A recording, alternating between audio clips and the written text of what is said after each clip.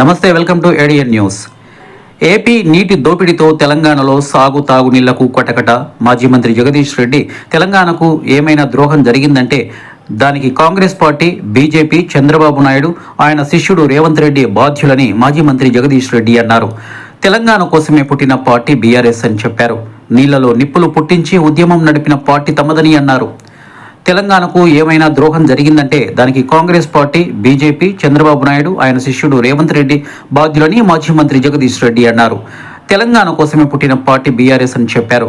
నీళ్లలో నిప్పులు పుట్టించి ఉద్యమం నడిపిన పార్టీ తమదని అన్నారు. తెలంగాణపై అన్ని విషయాల్లో పరిశీలించిన నాయకుడు కేసీఆర్ అని చెప్పారు. నీటి వాటాల విషయంలో కాంగ్రెస్ ప్రభుత్వానికి కనీస సోయలేదని విమర్శించారు.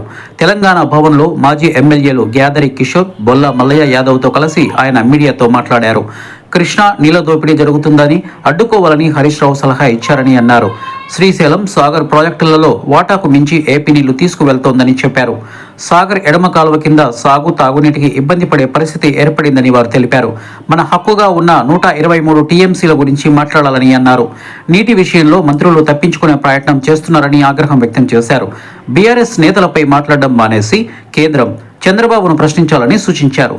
కాంగ్రెస్ అవినీతి గురించి ప్రజలే మాట్లాడుకుంటున్నారని వారు తెలిపారు.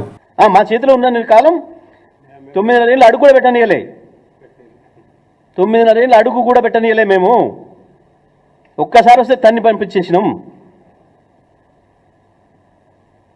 మేము బీజేపీని అనడానికి వణుకు పుడుతుంది. ఎందుకంటే నీ నాయకుడు ఆయన బీ టీం ఉన్నాడు కాబట్టి. చంద్రబాబు అనడానికి వణుకు పుడుతుంది.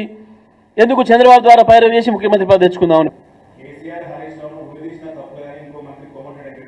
ఈ గడుపిచ్చోడు మాట్లాడంటే ఎట్లా మాట్లాడు చూసాను. వాసన పెట్టినావు పైపు, ఈ మైక్ కాదు అని ముందు పైకి పెట్టి మాట్లాడారు. ఇప్పుడే మాట్లాడిస్తే గంత సోయల గురించి వెళ్ళి మేము మనిషి లెక్కిందలే కడతలేము.